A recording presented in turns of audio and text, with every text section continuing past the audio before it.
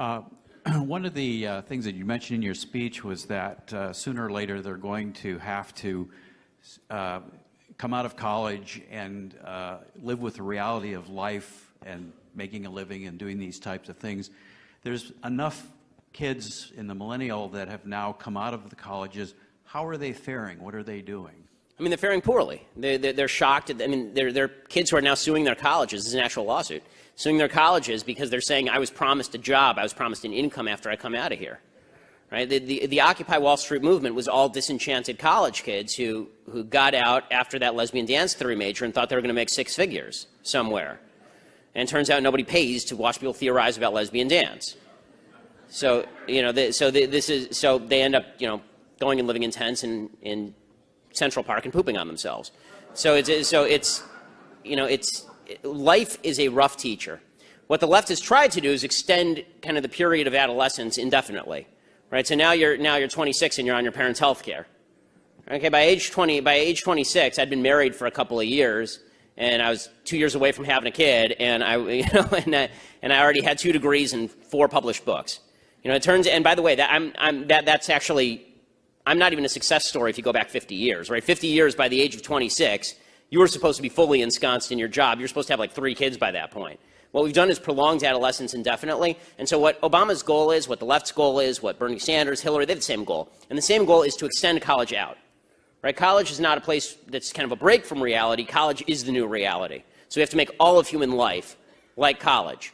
And this is what they think Europe is, which is why Europe is going to collapse. And it's being invaded by foreign forces, and the barbarians are at the gates. And Europe is going to fall apart, and it is falling apart. So we can play this game, but it's not going to end well. And the problem is that because the education is so poor, instead of reacting against their teachers at college who told them everything was going to be hunky-dory, instead of having the kind of all quiet on the Western Front moment, you know, where the former student goes back to his classroom after World War I, he's in the middle of World War I, he goes back and he yells at his professor and he says, "You're telling all these kids the wrong thing. You're telling them that war is awesome." Instead of them going back and yelling at their professors, they say, "No, it just shows my professor was right because society is unjust." Right? The lack of my $100,000 salary, that's because society is mean, and so we have to transform the society. And that's why young people, again, 40% back speech codes in American life. This is why I think the last poll was nearing or over 40% of young people are okay with socialism, like the actual socialism, because they don't know anything. They've been taught stupidity, and how they feel is all that matters. I mean, there's a video that's going around the internet getting all sorts of play about income inequality. Income inequality is the stupidest issue. Income inequality means nothing, right? I mean, I have a lot of income inequality with Bill Gates, but I'm doing pretty well, and I don't care that Bill Gates is doing really well. The only thing we should all care about is that there are poor people. We should figure out how poor people can do better, not how to make Bill Gates less rich. But this video is going around and saying, here's a poll of what Americans think the wealth distribution should look like, and here is what the wealth distribution actually looks like.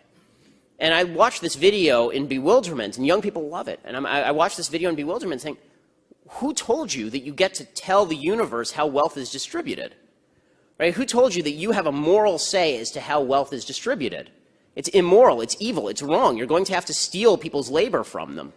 But people are not told this, and so they think that their own subjective vision of what reality should look like should govern what reality actually looks like, and it's only later, after 80 years of communist failure, that they realize, oh, and hundreds of millions of people dead, that they realize, oh, that was a bad idea. Banks are in the business of lending.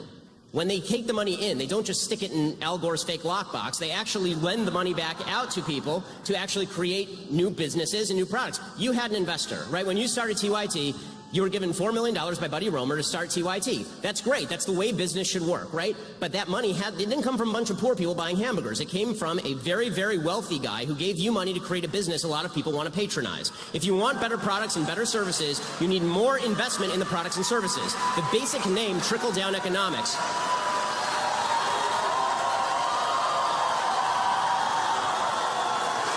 The basic name trickle-down economics is not something that any conservative even proposed. It's a leftist revision of what economics actually is, because you're not giving me the money.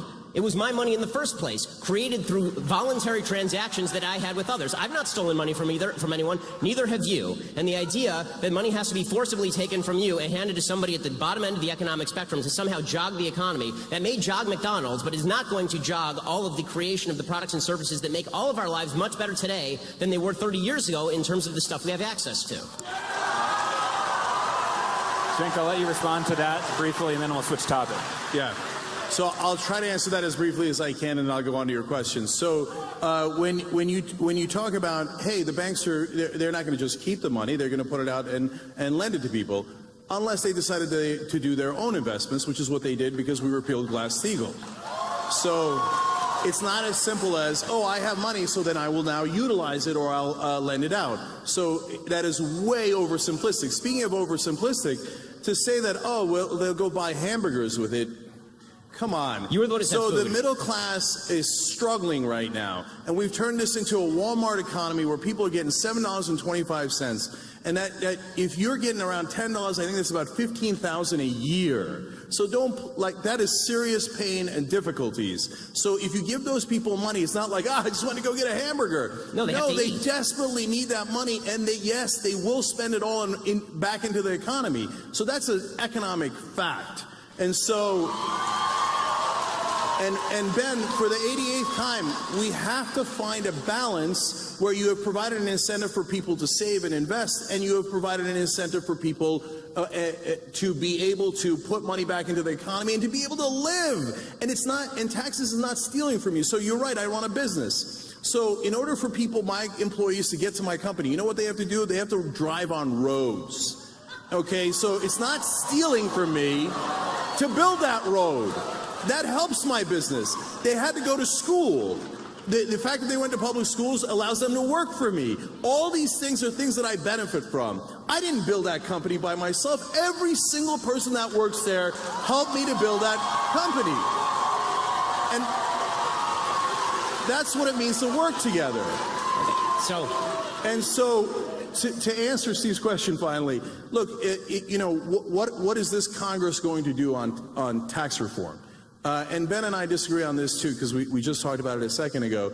And this is just political prognostication, but I think that the Republicans will definitely pass tax reform.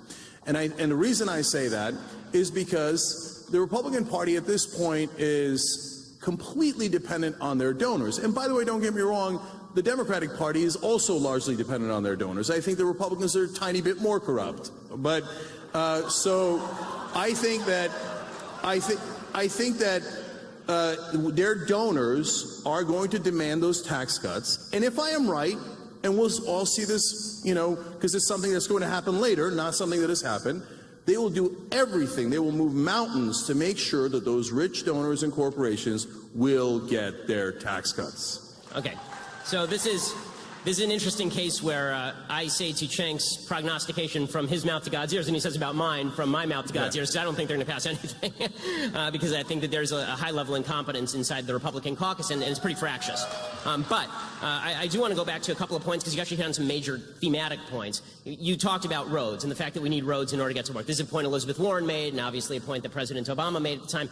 I don't think anyone argues that we don't need roads to get to work. The problem is that when you're talking about roads as a percentage of the budget, we are talking about a tiny, tiny, tiny percentage of the federal budget and of the state budget and even of the local budget. So the idea that you're justifying massive tax rates on corporations in order to pay for roads is just intellectually dishonest. It's a tiny the stuff that we agree on, that government should spend on, is a tiny percentage of spending, right? It's all the other stuff that we disagree on. As far as the idea that I'm somehow being, dismissive toward people who are buying hamburgers, I'm not. I'm saying the people who are poor need to buy hamburgers to feed their children. They don't have the money to invest in building an iPhone, because when you're just trying to get by and you are living in a Walmart subsistence economy, you're using that money to buy the products and services you need to get by. That does not create new products and services that become cheaper over time through competition. You need somebody to make those investments. You said this about Glass-Steagall, for example. You said the banks, they might make their own investments. In what? In what? They're not investing in themselves. I mean, they have to take that money and then they have to use it to invest in something else. Places like Apple, some that fail and some that succeed. This idea that banks are somehow evils is just not the case unless you are talking about them working in Congress. Here you and I agree, working in congruity with a Congress and with a legislature that is attempting to give them kickbacks. Both you and I agree on this. So, and finally, as far as the idea that Republicans pass tax cuts because they're beholden to their donors, okay, and Democrats pass tax increases because the unions give them hundreds of millions of dollars every year, and I don't see Democrats complain about this. So, you got me there. The unions give money to the Democrats. So, am I Are you angry about that? I mean, does it upset you as much as, you know, bankers giving money to Republicans? No. The corporations give way more than the unions. So it depends which corporations. That's not really okay. true. Look it up. You can Google it. It's really easy. So, do I object to taking out union money from politics? Hell no, I don't object. Take it all out. Take the union money out, take the corporate money out, take all the big money out. They're supposed to represent us and not the donors, no matter who the donors are. So, in terms of the question that you asked, Glass-Steagall, well, aren't they investing in things? No. I have a literal answer for you. Oftentimes what they do is financial derivatives. In fact, that's the majority of what they do. And financial derivatives is simply gambling. That's what crashed the 2008 economy. And what is so damaging about the removal of Glass-Steagall is now they could do their financial derivative gambling with depositor money. Boy, isn't that nice. They take your money and they gamble with it. And if they lose, well, that's a sad day for you. But if they win, they keep the profits. You know what that is? That's privatizing the gains and socializing the losses. So it's not that banks are evil. Of course they're not evil. It's just that they're driven to make more money. Of course, that is the whole point of maximizing profit. So if we say, hey, banks, you're allowed to go and buy politicians, although the Supreme Court would say, no, they're just talking to them. They just gave them billions of dollars. They're just having a conversation, right? Just because they gave them billions of dollars, do they want something in return? Of course they want something in return. And that's our money. So what they got was laws passed by politicians to remove Glass-Steagall, and yes, Clinton and Gingrich, yes, both parties are guilty on that, but now the Democrats want to put it back and the Republicans don't, and they took our depositor money and they gambled with it. And if you thought if you gambled, you get to keep all the profits, and if you lost, it didn't affect you at all, you would probably gamble a lot of money too. And you would take a lot of risk until you crash the economy, and that's exactly what happened. Okay, so Ben, let me just add one piece to this question. You'll respond to it too. You've talked a lot about the corruption in politics.